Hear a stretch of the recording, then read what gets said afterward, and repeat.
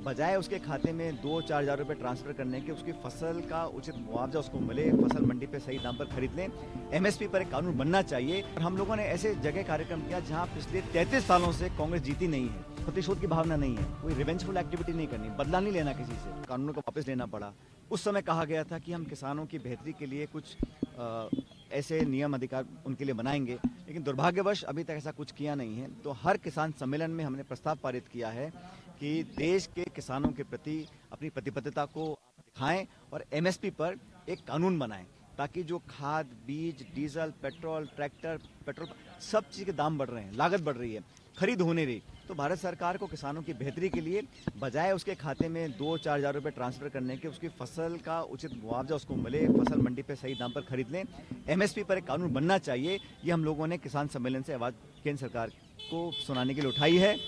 आज मेरा एक कार्यक्रम युवाओं के बीच है। कल मैं पाली जिले में था, जो आदिवासी क्षेत्र है, और हम लोगों ने ऐसे जगह कार्यक्रम किया जहां पिछले 33 सालों से कांग्रेस जीती नहीं है, जहां कांग्रेस बड़ी कमजोर थी। उस जिले में, बाली में, सालड़ी बाली में, हमने वहाँ किसानों को संगठित किया। वहाँ दलित समाज के और आदिवासी समाज के बहुत से लोग थे। सबको हमने प्रेरित किया कि जो राहुल जी की यात्रा निकली है, भारत जोड़ो यात्रा, जो 30 तारीख को समाप्त हो जाएगी, उस यात्रा के बाद हाथ से हाथ जोड़ो कार्यक्रम हम चला रहे हैं। उसमें कांग्रेस का संदेश जन जन तक पहुंचे, आखिरी पोलिंग बूथ तक पहुंचे। मैंने सबको प्रेरित किया, आग्रह किया, संगठित हों, किसान हों, आदिवासी हों, नौजवान, सब मिलकर काम करें। और आज एक कार्यक्रम जयपुर शहर में है, युवाओं का कार्यक्रम है।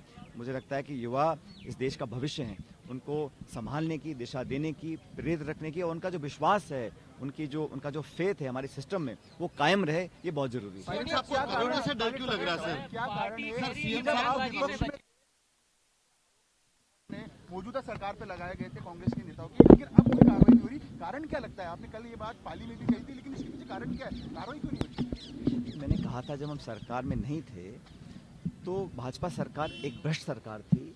हमारी बात पर लोगों ने विश्वास किया था। हमने बड़े आरोप लगाए तथ्यों के साथ। हम दिल्ली तक गए थे। खान घोटाला, कालीन घोटाला, 9TB का, ललित मोदी के साथ बहुत सारे स्कैंडल सामने आए थे, तो हमने उसको एक्सपोज किया था। हमने कहा था हम कार्रवाई करेंगे। तो मैं उम्मीद करता था कि इन पिछले 3-4 सालों में हम कुछ ठोस कार्रवाई करते। और मैं फिर कहता हूँ, प्रतिशोध की भावना नहीं है, कोई रिवेंजफुल एक्टिविटी नहीं करनी, बदला नहीं लेना किसी से, लेकिन जो प्रमाणित जो घोटाले थे उस पर तो कार्रवाई करते और दोषियों को सजा मिलती तो बेहतर रहता। अभी भी समय है साल भर का, मुझे लगता है उचित कार्रवाई होगी। और जो भ्रष्टाचार में लिप्त रहे, जिन पे आरोप लगे और हम सब ने सामूहिक रूप से आरोप लगाए थे, उन पर कार्रवाई करने का समय आ गया।